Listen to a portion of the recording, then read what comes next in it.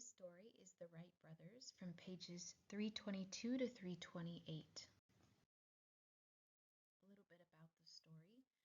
So the story is mostly about the Wright brothers, but it starts out in a unique way. The first thing the author does is tell about a Greek myth, and this is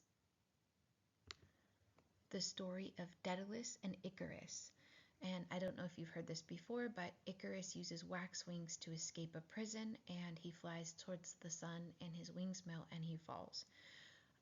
What this does is shows us that people have been interested in the idea of flight for long time, right?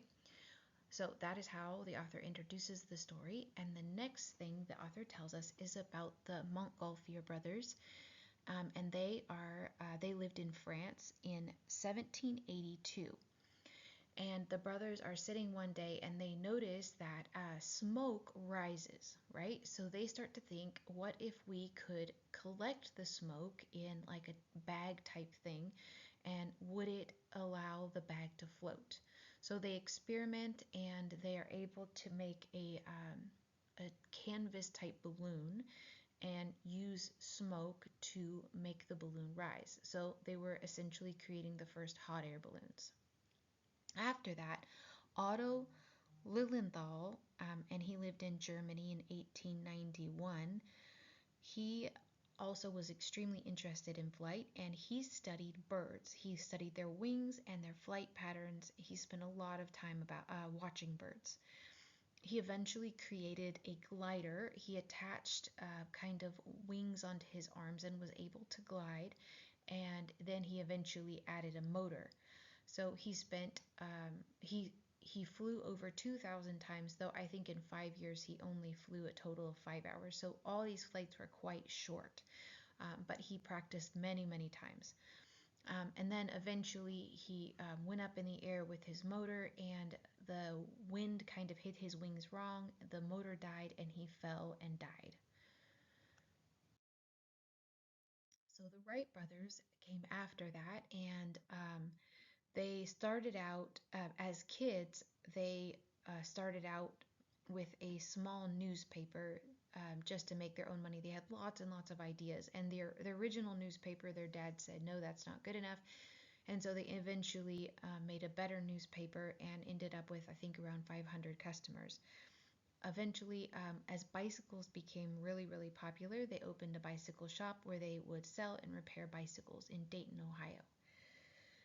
The Wright brothers were interested in flight ever since they were kids. Their dad brought them back a toy, a little helicopter, and he tells them the story of the man who created it.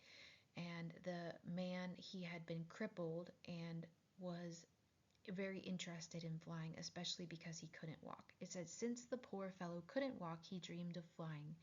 Once he tried to make a real flying machine, but he failed. And then he said he died with a broken heart.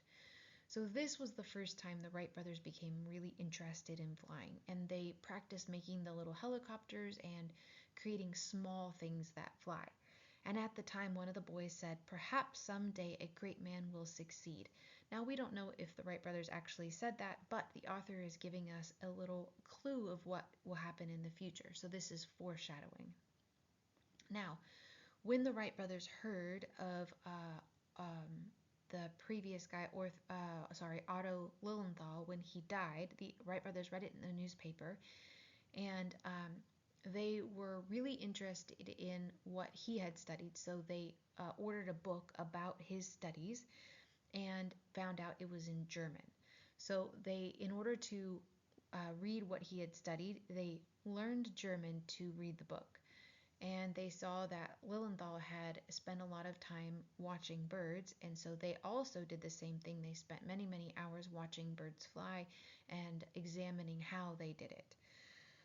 And the more they studied Lilienthal's life, one of them said, the wonder is not that he accomplished so little, but that he accomplished so much. And this tells us an important thing about the Wright brothers.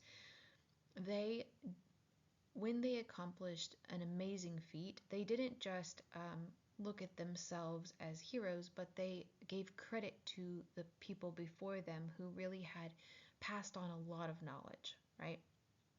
So One thing they noticed about Lilienthal's design was that it was very affected by every gust of wind. So he had to shift into every bit of wind, and that would cause you to be very tired. So they appreciated everything he studied, but they noticed the flaws.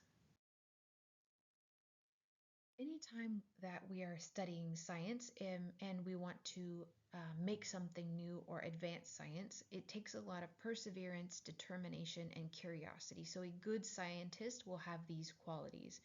Also, a good scientist or an inventor needs to not be afraid of hard work or failure, right? And every good scientist failed many, many times before they were successful. So you have to look at each failure as an opportunity to learn and a way to move forward. Also, a good scientist is willing to study and learn from others so they can improve their own research. All right, guys, I hope you enjoyed this story. It's pretty interesting part of history. Thanks.